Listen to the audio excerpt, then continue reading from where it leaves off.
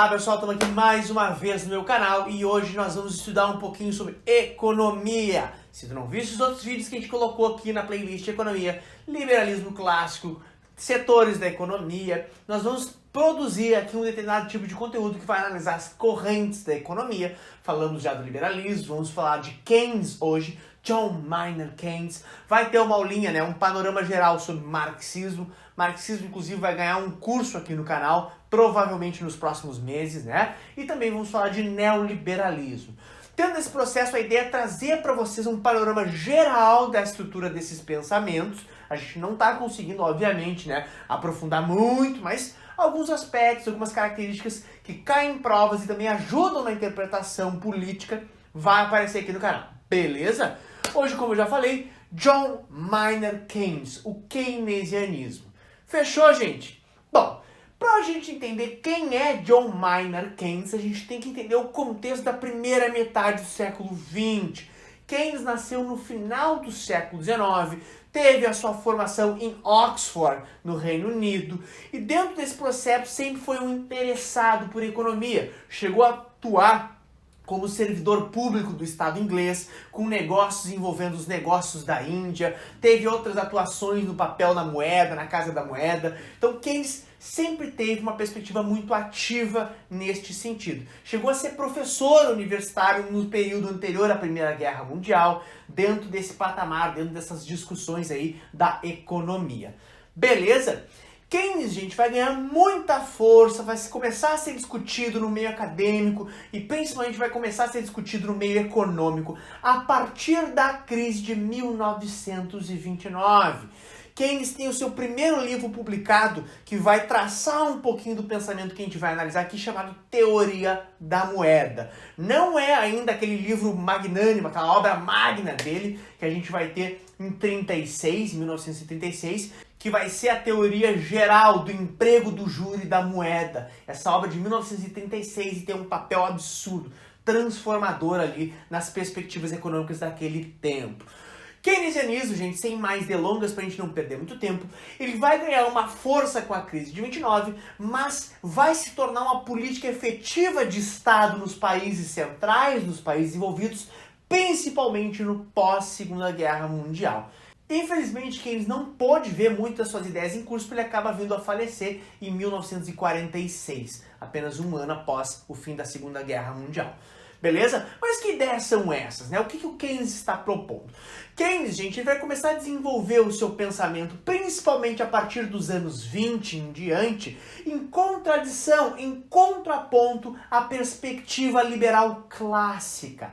Ele começa a perceber que alguns comportamentos do mercado, do dito livre mercado, não atingiam aquilo que prometiam seus entusiastas, como aumento geral da qualidade de vida, desenvolvimento social, aumento do consumo, né? Keynes começou a perceber que algumas previsões dos ferrenhos críticos do liberalismo lá no século XIX, um deles Karl Marx, tinham suas correspondências, tinham suas críticas acertadas, né? O capital em muitos centros, inclusive em centros desenvolvidos, gerou acumulação de riqueza, concentração de riqueza, gerou grandes monopólios corporativos no setor produtivo, que tinha uma influência pesada politicamente, e em muitos lugares não se refletiu em qualidade de vida, tendo trabalhadores com uma exploração de mão de obra muito intensa. Keynes começa a perceber, gente, que esse empobrecimento coletivo, essas situações de monopólio, esse controle por parte do capital, precisava de uma intervenção estatal. O Estado é um agente central da economia no keynesianismo, na medida em que regula a economia e evita crises decorrentes desses comportamentos do mercado, como as crises de superprodução.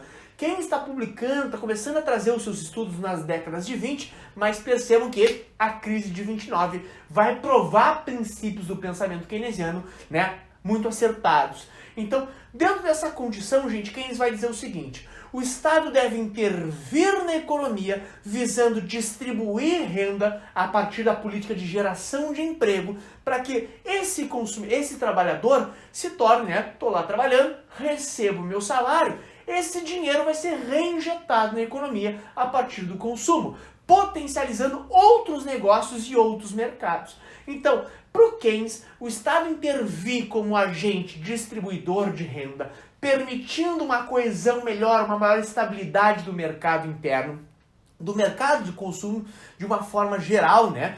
Eu tendo esse comportamento mais estável, eu teria a roda da economia funcionando de forma mais adequada. Neste sentido, o Estado poderia intervir com grandes obras que poderiam gerar emprego, além de dar todo um dinamismo infraestrutural para aquele espaço, né, com seu desenvolvimentismo, obras de energia, estradas, ferrovias. Isso poderia gerar emprego e renda e também dar o dinamismo econômico para aquela região. Isso seria uma boa para a nossa economia. Nós também vamos ter políticas do Estado ter as suas próprias empresas em setores estratégicos, visando dinamizar esse setor e também, né, política de distribuição de renda e geração de emprego. Então essas estatais teriam esse papel fundamental na economia. E o Keynes também, gente, vai defender, né? É importante que a gente diga que o Keynes em si, o livro, né, que eu citei aqui anteriormente, é um livro relativamente curto, gente.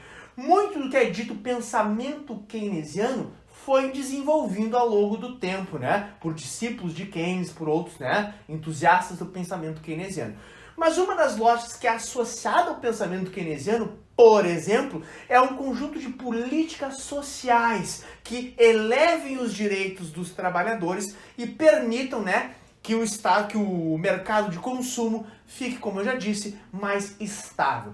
Gente, se eu consigo um emprego hoje por causa de uma obra governamental ou por causa de uma operação infraestrutural, eu vou consumir mais, mas sempre fica aquele medo de perder o emprego. Se o trabalhador tem direitos de um auxílio governamental, leis trabalhistas, eu faço com que o mercado consumidor fique mais estabilizado. E a lógica do Keynes é a economia, gente, a base da economia para o Keynes é o consumo, é esse mercado consumidor. Beleza? Quando a gente vai analisar o pensamento keynesiano, ele vai ganhar muita força nos países centrais a partir da Segunda Guerra Mundial. Na Segunda Guerra Mundial, gente, nós vamos perceber que boa parte daquela reestruturação europeia vai se dar a partir de uma lógica de distribuição de renda, de direitos do trabalho, obras, grandes obras infraestruturais. É óbvio que existe um capital norte-americano entrando vultosamente no continente, mas na prática nós temos ali toda uma ideia de tentar reestruturar a qualidade de vida. Como o Estado está agindo na saúde, o Estado está agindo na educação, existem estatais gerando emprego e renda e políticas sociais compondo, né, a estrutura dessa sociedade, o keynesianismo frequentemente é associado à ideia de welfare state, ou seja, estado de bem-estar social. Beleza? Esse bem-estar social vem da ideia de que o Estado é um provedor, um articulador que intervém controlando os comportamentos nocivos do mercado, garantindo a qualidade de vida. Essa é a base do keynesianismo, né? Geração de emprego e renda para estabilização do mercado de consumo e organização da economia a partir da qualidade de vida. Fechou? Essas ideias, gente, aparecem muito em provas, é importante que vocês tenham essa clareza. Quais são as críticas principais ao pensamento keynesiano? Nós temos duas alas de críticas ao pensamento keynesiano bem distintas. Um eixo das críticas ao keynesianismo é o eixo daqueles que buscam romper com o sistema capitalista, né? A gente vai ver dentro dessa ideia a perspectiva marxista de análise. Essas reformas pequenas que o capital gera, né? Essas reformas que o Estado poderia propor, elevando a qualidade de vida, têm suas contradições e suas limitações. Primeiro, podem induzir a um forte endividamento do Estado. Segundo, não correspondem, apesar de eu ter uma ascensão de consumo e acesso a alguns bens sociais, como saúde e educação, eles não correspondem ao aumento democrático, ao aumento da participação popular na tomada de decisões. Segundo, podem gerar descontentamento da elite do capital nacional, que frequentemente vai pressionar o Estado para romper ou flexibilizar com essas políticas sociais. A burguesia que está lucrando com este período, com o aumento do consumo, pode às vezes com os direitos trabalhistas, pode não, vai ver com a ascensão dos direitos trabalhistas as suas margens de lucro reduzindo. E isso pode gerar instabilidades econômicas também. Beleza? Então, a lógica de não romper com o sistema e nem apresentar uma forte ascensão da participação popular nas tomadas de decisões é uma das críticas pesadas ao keynesianismo.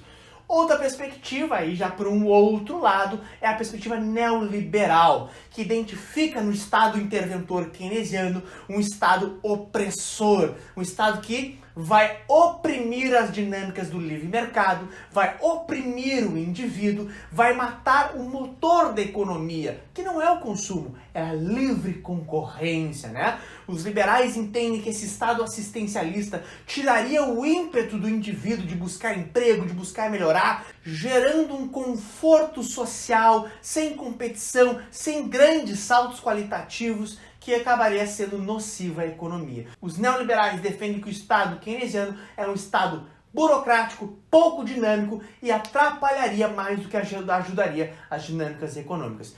Não perca o nosso vídeo de neoliberalismo, que vai ser fundamental. Gente, é importante que você saiba, então, que a gente vai ter a perspectiva keynesiana influenciando diversos governos no pós-guerra, períodos de industrialização, inclusive aqui na América Latina, como é o caso do governo Getúlio Vargas, como é o caso do governo Perón na Argentina. Nós temos a influência keynesiana aparecendo intensamente. Nos Estados Unidos, com Franklin Delano Roosevelt e a política do New Deal, são diversas as perspectivas onde a lógica keynesiana entrou e se efetivou como política de Estado. Beleza? É importante saber que isso aqui foi um grande panorama. Qualquer coisa que vocês acharam que faltou, querem acrescentar ou ficaram com dúvidas, só comenta aqui, gente. Também não esquece, curte, compartilha esse vídeo, que é importante aqui para o canal. Beleza? Beijo pra você, gente.